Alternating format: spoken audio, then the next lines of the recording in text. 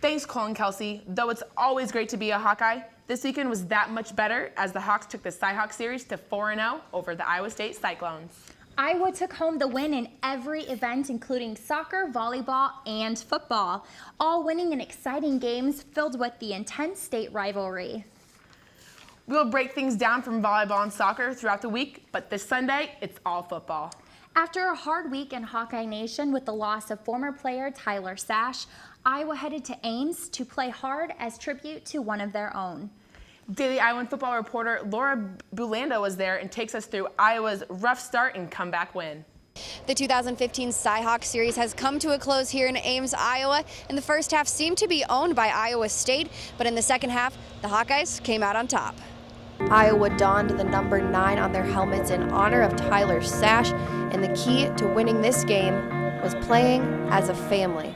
And everything about this game was highlight worthy. With 5 minutes left in the first quarter, Iowa was the first to score, with Marshall Kane kicking a 49-yard field goal. Iowa State answered back just 3 minutes later with Cole Netton kicking a 37-yard field goal. The score now 3-3. And moving on to the second quarter, just 2 minutes in, Iowa State marches down the field, and an 11-yard pass Richardson to Bundridge. The score now 10-3 Cyclones. Iowa ready to answer back. Tavon Smith catches a 14-yard pass from C.J. Beathard. The score now tied again, 10-10. In Iowa State's next drive, Richardson to Wesley, a 29-yard touchdown pass. The score now 17-10 Cyclones. The third and fourth quarter are owned by Iowa. C.J. Beathard, a pass to Henry Krieger-Kobel, and it's almost ran in for a touchdown, but he fumbles, and Matt Vandenberg picks it up for a 3-yard touchdown. Not much happens for Iowa State after this, but with 2 minutes left in the fourth quarter, C.J. Beathard to Riley McCarron, a 25-yard touchdown. The score 24-17. Iowa State tries to answer back, but Richardson throws a pick to Desmond King. And Iowa, one more opportunity left to score. And Jordan Canzeri punches in an 8-yard touchdown. The final score of the game, 31-17. And the Iowa football team headed back to Iowa City with 2 more things than they came here with. Another win and the Cy-Hawk Trophy. Reporting from Jack Trice Stadium, I'm Laura Belanda with Daily Iowan TV Sports. Laura mentioned that one thing the Hawks didn't do was give up. And Taylor Brooks tells us how they made it through this sloppy second game of the season. 115 names fill out the Iowa football roster. 29 people make up the staff list, and about 70,000 people who live in Iowa City cheer on the black and gold every weekend once football season rolls around.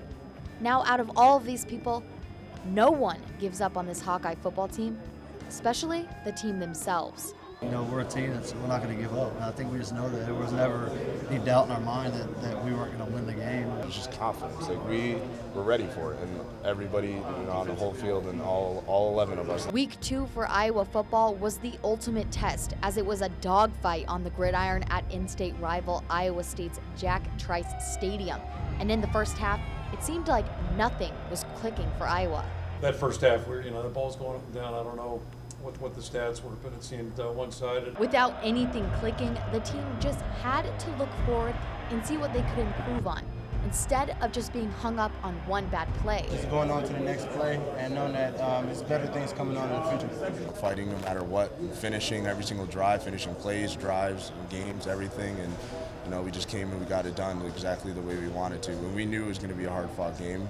The next play saying must have worked because the second half was a completely different story.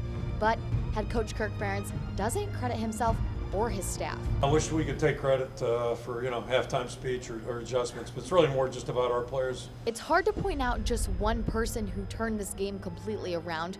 You could credit C.J. Beathard for his poise in the pocket and throwing 215 yards for 3 touchdowns, or you could look at the defense of Nate Meyer and his 5 solo tackles. Every time he steps in the huddle, you know that we're gonna go do something. And when he's running, making plays with his legs, he's willing to get hit. I mean, that's a guy that I want to play for.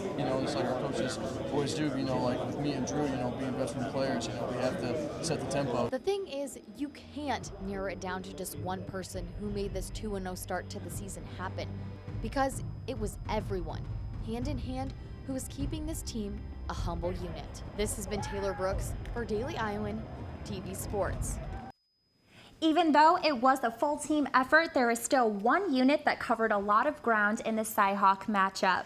Check out Monday's edition to find out more and to get the details on how Iowa volleyball powered through their home tournament. That'll do it for us here in sports. Guys, back to you at the desk.